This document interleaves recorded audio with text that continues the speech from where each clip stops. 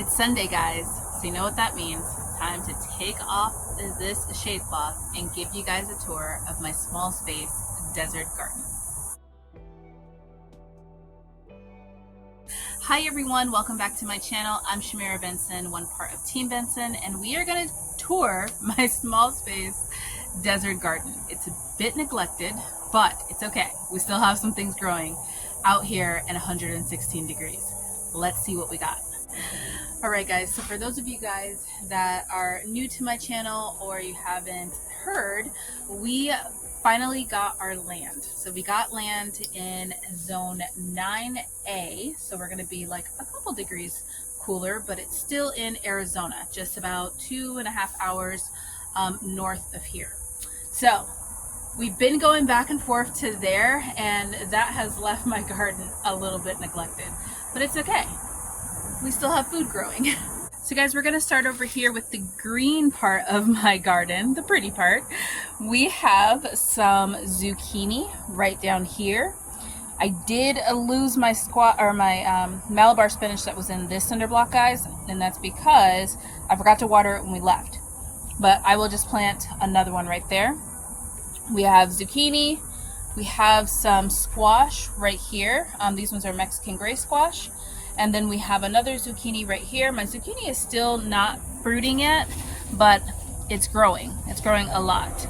And then we have our Malabar spinach down there that is doing really well. That one gets a little bit of shade, so if I missed a day watering, that one was okay. We have our lemongrass right here, and we have our echinacea right back there. And then we have this big giant beast, which is our Armenian cucumber. We have tons of little babies all over it, but this does not look like it normally does. So guys, I don't know why this one's striped. Now, one or two things could have happened. One, I could have mixed up seeds and planted something different, but this looks like an Armenian cucumber, and I've never grown the striped green Armenian cucumbers. It also is kind of interesting because although it's striped, it's still kind of pale. I grow the pale white ones, and they're thicker, but also they're longer. And well, they're thicker, but not as long as the striped green ones. The striped green ones are thinner and really long. So it kind of looks like a combination of the two. It also kind of looks like a watermelon. Somebody said that when they looked at it at the short, but I don't think it's a watermelon. I think it's just a combination of the two. The other thing that could have happened was I grew these seeds. I grow my Armenian cucumbers. I shared them with my friend V. She sent them back to me, and then I grew them from hers because I had given out all of mine in the seed swap. But I originally got these plants from, originally a couple years ago, I got these plants from the Arizona worm farm, and they grow both. So it could have been that there was a cross-pollination a long time ago, and eventually it just started showing, because I have another one up here that looks completely normal. See guys, this one right here doesn't have any striping to it, and that just looks like a pale white. So I don't know. What do you guys think? So I personally think it was just like genetics that kind of showed themselves later on, because it does look like a cross between a striped and a pale white. But I will let you guys know when we cut it open and see. Watch it be like a watermelon. Now down here, guys, we have the okra. The okra is finally starting to look like it's putting off some female flowers. It put off the male ones down there, but it looks like it's doing female ones soon. So this one's going to come in pretty soon. This one is still growing. It's a little bit behind that one. And then our spearmint, or our sweet mint, is trying to come through too. I swear, our Armenian cucumber just takes over everything. But this is why we love her. Look at how long she has grown, guys. Right now she's almost to this arch. She's halfway on that arch, and then she will be coming over to this arch, which will get cleaned up. It's supposed to be 116 degrees, guys, and it feels like it's going to be 116 degrees. Now, I was pretty worried recently because I noticed that I haven't seen any scorpions, and we live in a desert. And I'm wondering where all the insects are. I just really haven't seen any scorpions. My early girl tomato here never got any hornworms, and I grow an organic garden, guys, so there is no pesticides being sprayed. There's not even like neem oil that gets sprayed on my garden, so it kind of weirded me out that I haven't seen any of those things. Granted, no, I do not love scorpions, but they still are a part of my ecosystem of my garden, so that made me worried that I wouldn't get any bees, and I hadn't gotten any bees, that many bees, in a while. But this morning I saw like 2 bees like out here, and I don't hand pollinate this, so that means that this one came in and the other one that I showed you guys just came in on its own.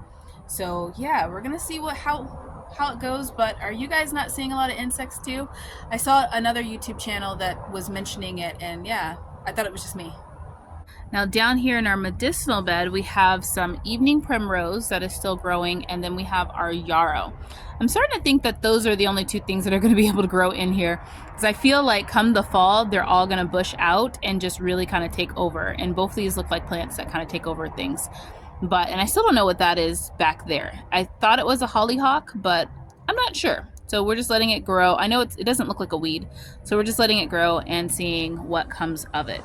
Now, out of all my beans, these are the only ones that are left, and they look terrible. So I think that I'm just gonna replant beans at a different time.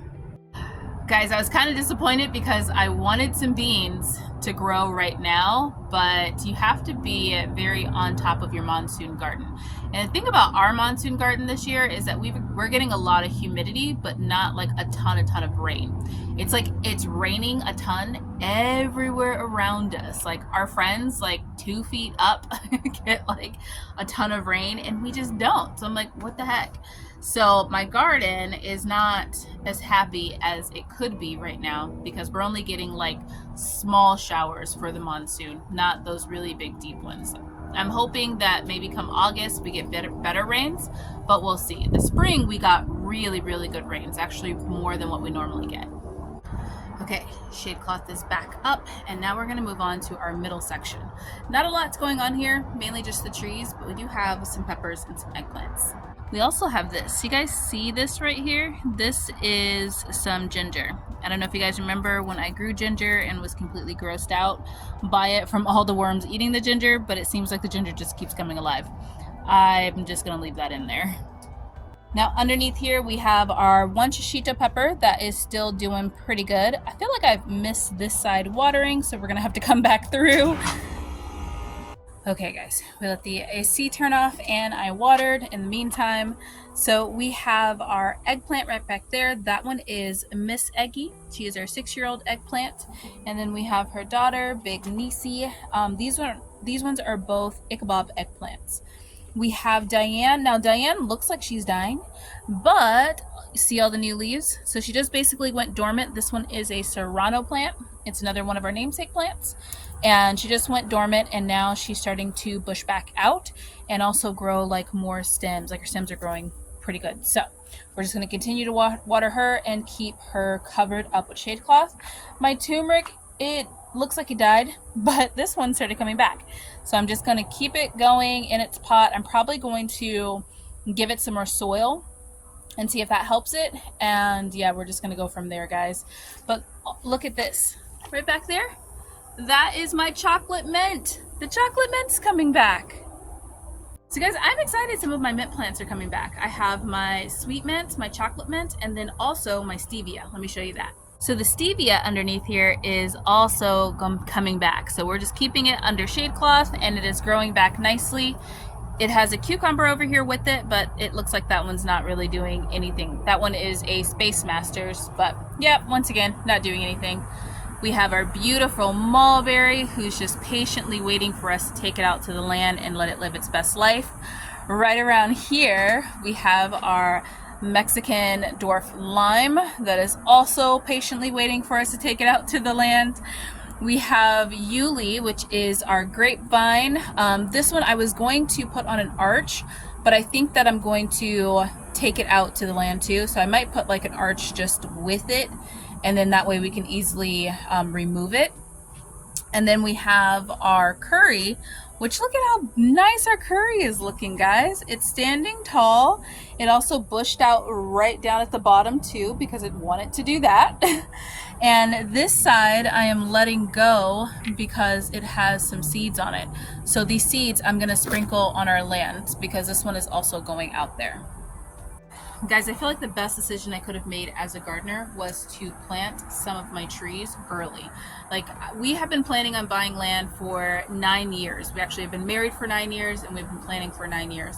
And ever since then, we just took it seriously and said, okay, like, let's start planning. And this planning feels like it took like forever, but I'm so glad that we did it. Now, coming up to the home stretch, we have our amaranth, which is our Chinese multicolored spinach. We had to give it a break because we were eating too much of it, so we let it kind of grow back out.